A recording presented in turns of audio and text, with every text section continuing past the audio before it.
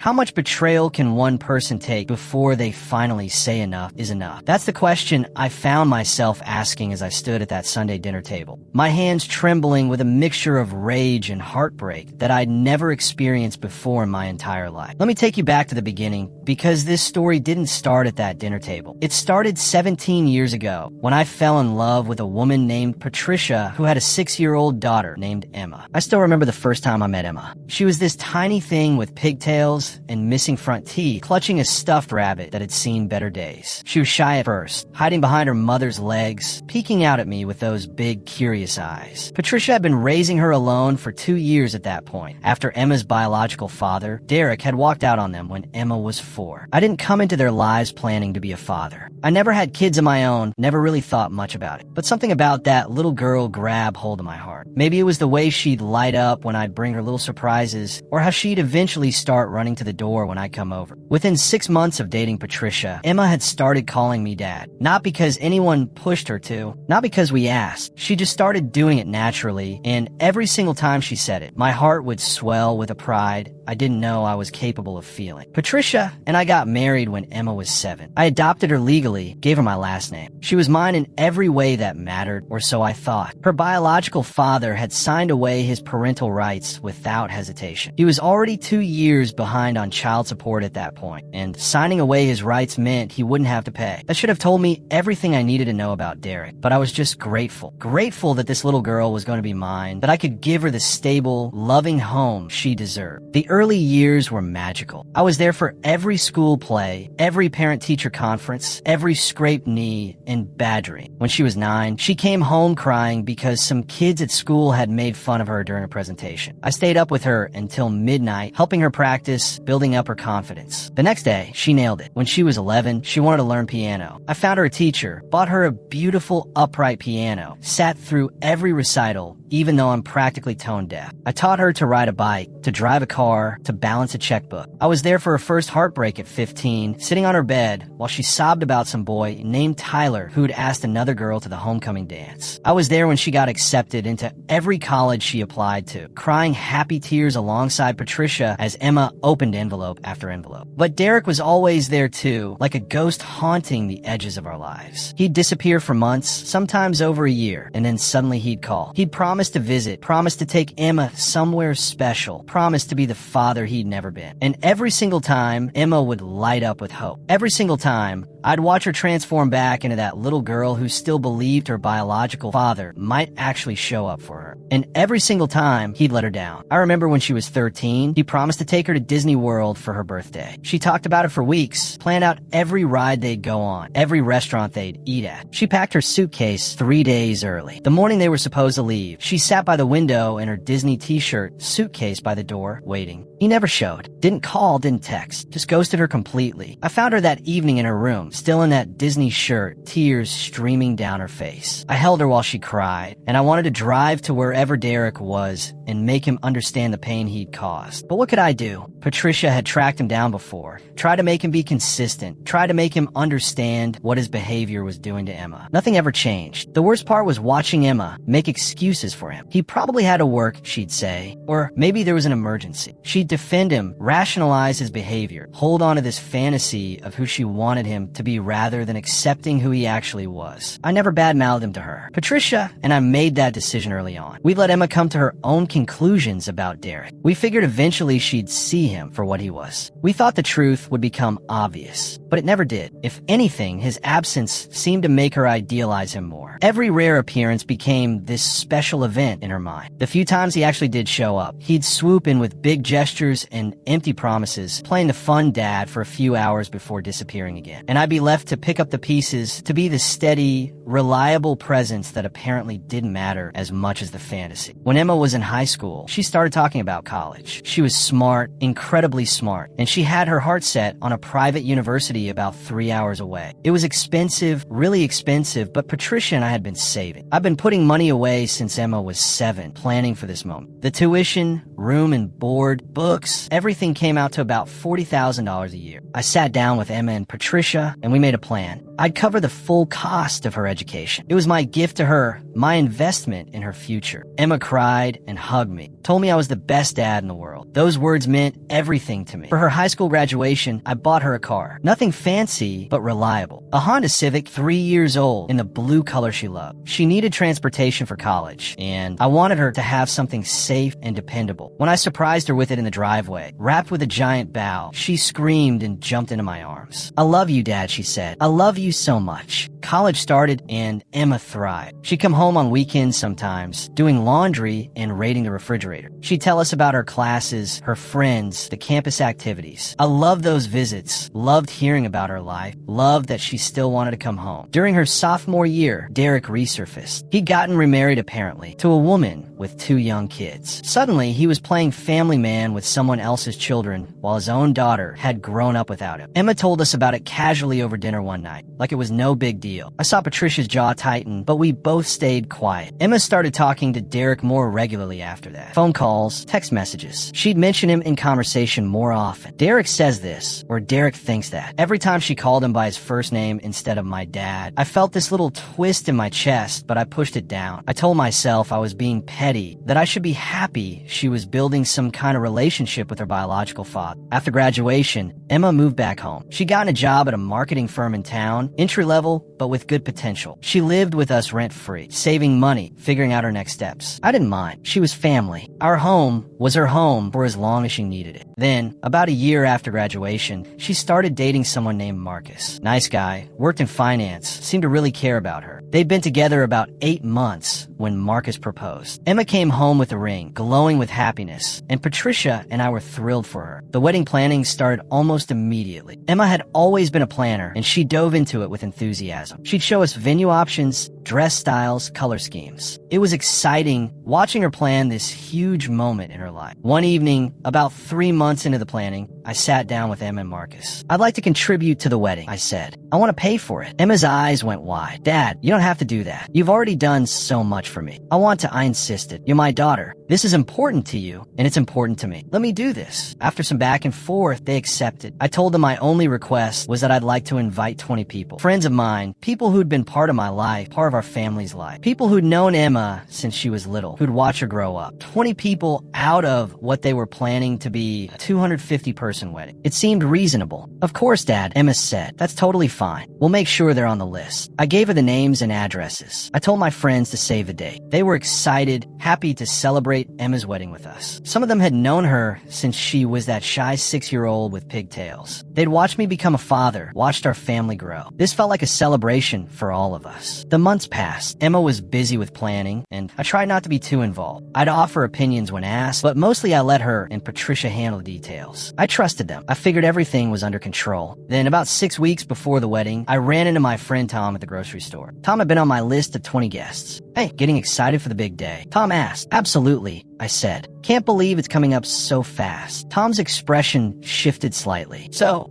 what time should we arrive?" The announcement didn't have any details about the ceremony time. I felt a cold finger of worry trace down my spine. "Announcement? You should have gotten a formal invitation with all the details." "Oh, we'd got an announcement," Tom said. "You know, the kind that's just informational." Figured the invitation was coming separately. I made an excuse and ended the conversation quickly. As soon as I got home, I found Patricia in the kitchen. "Did Tom and Linda get an invitation to the wedding?" Patricia looked confused. "I don't know. Emma's been handling all the invitations." "What? Can you check with her?" Tom said they only got an announcement. Patricia called Emma, who was at work. The conversation was brief. When Patricia hung up, her face was pale. "What?" I asked, though part of me already knew. Emma says the guest list got really tight. She had to make some cuts. She sent announcements to people who didn't make the final list. My heart started pounding. My 20 people, did they make the list? Patricia was quiet for too long. "Patricia, did my guests make the list?" She says she could only fit in a few of them. The venue capacity was smaller than they originally thought, and Marcus's family is large, and I didn't hear the rest. Blood was rushing in my ears. I went to my office and closed the door. I called Emma directly. "Hey, Dad." She answered, her voice careful. "Mom told you about the guest list." "Emma, I gave you 20 names. I'm paying for this entire wedding. 20 people out of 250. How many of my friends made the final cut?" Silence. "Emma, how many?" Dad, I'm sorry. The list just got so complicated, and Marcus's parents had all these people they wanted to invite, and Derek's new family needed spots, and wait, Derek's new family? He's invited? Of course he's invited. He's my father. Those words hit me like a physical blow. I'm your father, Emma. I've been your father since you were 6 years old. You know what I mean, she said, her voice getting defensive. He's my biological father. I can't not invite him to my wedding. That's not what I'm asking. I'm asking about my friends, the people I wanted there. How many, Emma? None of them made the final list, she said quietly. But we sent them announcements so they know about the wedding. They can still send gifts if they want. I actually laughed, a harsh sound that surprised even me. So let me get this straight. I'm paying for your entire wedding, but none of my friends are invited. They just get announcements so they can send gifts. Do you understand how that sounds? Dad, please don't make this a big thing. The wedding is in 6 weeks. Everything's already set. Who else is on this invitation, Emma? Whose names are listed as the parents? Another silence. Emma, Mom and Derek, she whispered. The world tilted. Derek, the man who hasn't paid a cent of child support, who abandoned you when you were 4, who's broken your heart more times than I can count. His name is on your wedding invitation, but not mine. Dad, it's traditional to list the biological parents. I don't care about tradition, I shouted, then immediately felt bad. I never yelled at Emma. I care about respect. I care about recognition for the man who actually raised you, who actually showed up, who actually paid for your entire life, including this wedding. I'm sorry, she said, crying now. I didn't think it would hurt you this much. I thought you'd understand. Understand what? That I don't matter? That 17 years of being your father counts for nothing? That's not fair, she said. You know you matter to me. Doi, because right now, Emma, I'm having a hard time seeing any evidence of that. We ended the call badly. I sat in my office for hours, Patricia eventually bringing me dinner that I couldn't eat. She tried to talk to me, to smooth things over, but what was there to say? The invitations were already sent. The damage was done. I thought that was the worst of it. I thought I'd hit the bottom of this particular barrel of heartbreak. I was wrong. The Sunday dinner happened 2 weeks later. These dinners were a tradition in our family, had been for years. Every other Sunday, we have a big family meal. Sometimes it was just the 3 of us. Sometimes extended family would join. It was our time to connect, to catch up, to be together. This particular Sunday, Emma had asked if she could bring someone. Just a surprise guest, she'd said. Someone I really want you to meet before the wedding. I assumed it was one of Marcus's relatives, maybe a bridesmaid or groomsman. I didn't think much of it. Patricia made her famous pot roast, Emma brought a salad, and I set the table for 4. The doorbell rang right at 6. Emma answered it, and I heard her excited voice from the dining room. Kulmeen, everyone's in here. She walked into the dining room, and behind her was Derek. I hadn't seen him in person in probably 5 years. He looked older, grayer, but he had that same easy smile, that same casual confidence of someone who'd never had to face consequences for his actions. Surprise, Emma said, beaming. I thought it would be nice for everyone to have dinner together before the wedding. Patricia's face went white. I felt like I'd been punched in the stomach. Derek extended his hand to me. Good to see you again, man, he said, like we were old friends. Like he hadn't abandoned his daughter. Like he hadn't left me to pick up every piece of his failures for 17 years. I didn't shake his hand. I just stared at Emma. This is your surprise? Her smile faltered. I thought it'd be nice. You know, blending the families.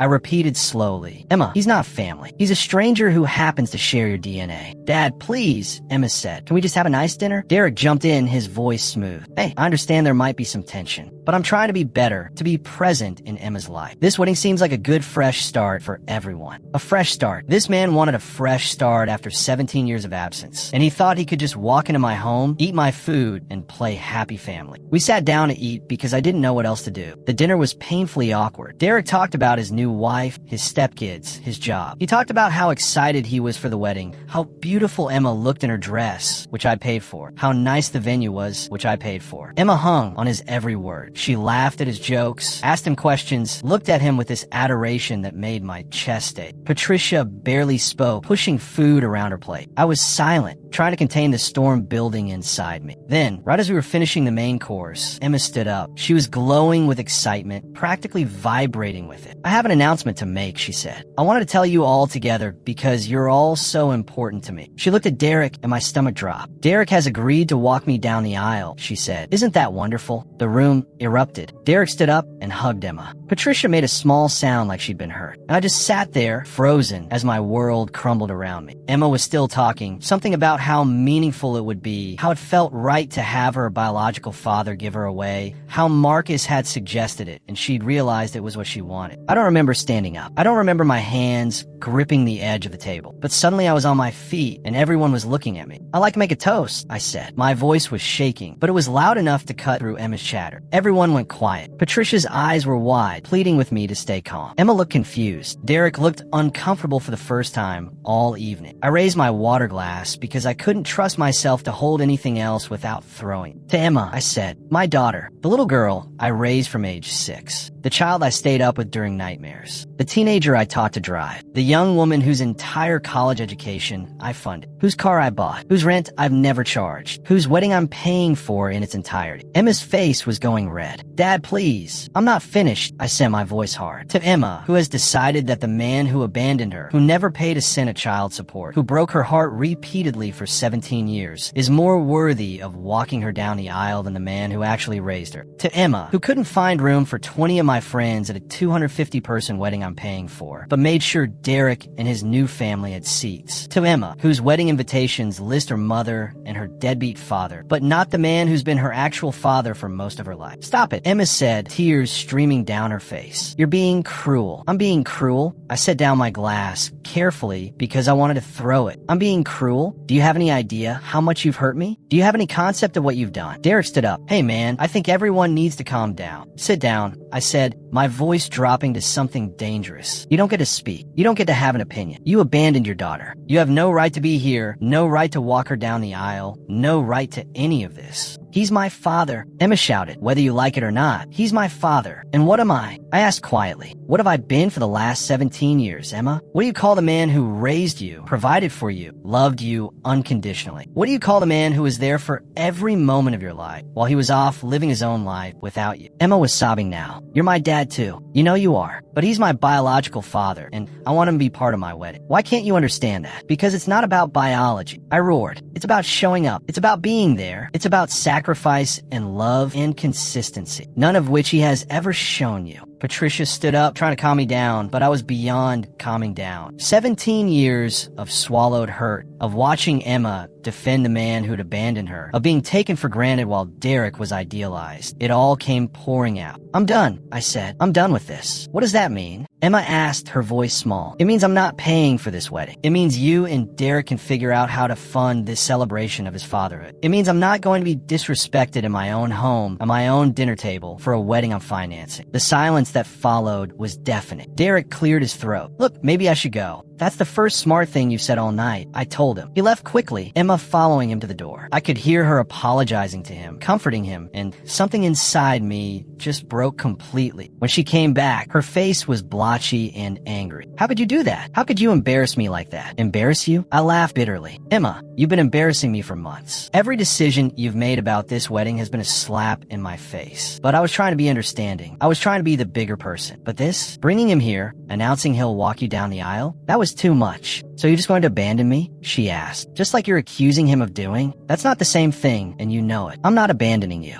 I'm setting a boundary. I'm saying I won't be used and disrespected anymore. Patricia finally spoke. Maybe we should all sleep on this. Talk when everyone's calmer. But I was done talking. I went to my office and closed the door. I could hear Emma and Patricia talking in the kitchen, Emma's voice rising and falling with sobs. Part of me wanted to go comfort her, to fix this, to make it okay. But a larger part of me was just tired. Tired of being taken for granted. Tired of playing second fiddle to a fantasy. Emma left that night without saying goodbye to me. Patricia came to the office hours later. She's devastated, Patricia said. So, who am I? I replied. She's your daughter. She made a mistake, but she's your daughter. Is she? I asked, because right now, it feels like she's made it very clear whose daughter she wants to be. The next few days were hell. Emma called repeatedly, leaving voicemails that ranged from angry to pleading. Patricia was caught in the middle, trying to mediate, trying to get me to reconsider. My friends called after Emma reached out to them, trying to understand what had happened. I stod firm. I told Emma that if she wanted Derek to walk her down the aisle, that was her choice. But I wouldn't finance it. She could have the wedding she wanted, with the people she wanted honored, but she'd have to find another way to pay for it. Marcus called me. He was respectful, but firm. I understand your hurt, sir, but Emma is my fiancée, and this is causing her incredible stress. Is there any way we can work this out? That's between you and Emma, I told him. If she she wants to make different choices, I'm willing to discuss it. But I won't be disrespected at my own expense. 2 weeks passed. The wedding was a month away. Emma had apparently been frantically trying to figure out finances. The venue had been paid for already. I'd put down the deposit months ago, but everything else was in limbo. The caterer, the photographer, the flowers, the band. All of it required payment that Emma and Marcus didn't have. Then, 3 weeks before the wedding, Emma showed up at the house. She looked exhausted, like she hadn't been sleeping. Patricia let her in, and we all sat in the living room. "I need to talk to you," Emma said, her voice hoarse. "I'm listening," I said. "I've been thinking about everything you said, about everything that's happened." She twisted her hands in her lap. "I talked to my therapist about it. That surprised me. I didn't know she'd been seeing a therapist. She helped me see some things I've been avoiding. About Derek, about our relationship, about how I've been treating you." I waited. "I've been idealizing him," she said quietly. "My whole life, I've been making excuses for him, building him up into this figure he never was. And I've been taking you for granted because you were always there. You were safe. You were constant. So I didn't appreciate it the way I should have." Tears were streaming down her face. "The truth is, Derek isn't my real father. Not in any way that matters. He's never been there for me. He's never shown up. And I've been waiting my whole life for him to be someone he's never going to be." She looked up at me. "You're my real dad. You've always been my real dad. And I've treated you terribly. I've taken everything you've given me and acted like it was just expected, like it was owed to me. And then I hurt you in the worst way possible by trying to give Derek credit for something he never did." I felt my own eyes burning. "I uninvited Derek from the wedding," she continued. "I called him and told him he's not walking me down the aisle. I told him that honor belongs to you if you'll still do it. I also redid the invitations. Well, we can't reprint them, but we're sending corrections. Your name will be listed as my father, because that's what you are. And my friends," I asked quietly. "I cut some of Marcus's extended family that he barely knows. Your 20 people are all invited. I called each of them personally to apologize and invite them properly." Patricia was crying now, too. Emma looked at me with desperate hope. "I know I don't deserve your forgiveness," she said. "I know I hurt you badly, but I'm asking for it anyway, because I love you, Dad, and I'm so sorry." I sat there for a long moment, feeling the weight of everything that had happened, everything that had been said. Part of me was still hurt, still angry. But looking at my daughter, because she was my daughter, regardless of biology or mistakes, I saw the little girl with pigtails, the teenager crying over a boy, the young woman graduating college. "Come here," I said. She practically flew across the room into my arms, sobbing into my shoulder like she used to when she was small. I held her tight, feeling my own tears fall. "I love you," I told her. "I've always loved you. Even when I was angry, even when I was hurt, I loved you." "I love you too, Dad," she whispered. "I'm so sorry." We talked for hours that day. Really talked, maybe for the first time in years. Emma opened up about her feelings about Derek, about how she'd been chasing his approval her whole life, about how she'd been afraid that if she fully accepted me as her father, she'd be betraying him somehow. It was complicated and messy and painful, but it was honest. I explained my hurt, my feelings of being taken for granted, my frustration at watching her defend someone who'd never defended her. I told her about all the times I'd wanted to say something but held back, trying to let her figure things out on her own. "I should have been more honest with you," I admitted. "I should have told you how I felt instead of letting it build up. And I should have seen what was right in front of me," she said. "I should have appreciated what I had instead of chasing what I didn't." We agreed to start fresh. I agreed to pay for the wedding again. But more importantly, we agreed to work on our relationship, to communicate better, to not take each other for granted. The wedding, when it finally happened, was beautiful. Emma looked stunning in her dress. My 20 friends were there, sitting in places of honor. The program listed Patricia and me as her parents. And when the time came for me to walk Emma down the aisle, she squeezed my arm and whispered, "Thank you for never giving up on me, Dad." "Never," I whispered back. "You're my daughter. Always." As I placed her hand in Marcus's and took my seat, I felt a peace I hadn't felt in months. It had been a painful journey, but we'd come through it. Our relationship was stronger for it, built on honesty instead of assumptions. Derek didn't show up to the wedding. I heard later that Emma had told him he could come as a guest if he wanted, but he declined. Apparently, he didn't like that he wasn't being given a special role. That told me everything I needed to know about his priorities. At the reception, Emma gave a speech thanking everyone who'd supported her and Marcus. When she got to me, she said, "To my dad, who taught me what it really means to be a father. Not through biology or genetics, but through love, sacrifice, and showing up every single day. Thank you for raising me, for loving me, and for teaching me that family is about so much more than blood. I love you." There wasn't a dry eye in the room. Looking back now, I don't regret standing up for myself at that dinner. Sometimes you have to draw a line, have to demand the respect you deserve. But I'm grateful that Emma was able to hear it, to really understand what she'd been doing, and to make changes. She's been married for 2 years now. She and Marcus are happy, and she calls me regularly just to talk. She's more thoughtful now, more aware of how her actions affect others. And she tells me she loves me, really tells me, in ways that show she means it. The whole experience taught me something important. Love isn't just about giving everything and expecting nothing in return. Real love includes boundaries, includes respect, includes recognition. And sometimes, the most loving thing you can do is stand up and say, this isn't okay. If you enjoyed this story, like and subscribe. Your support means everything and helps me continue sharing real stories about family, relationships, and the complicated journey of parenthood.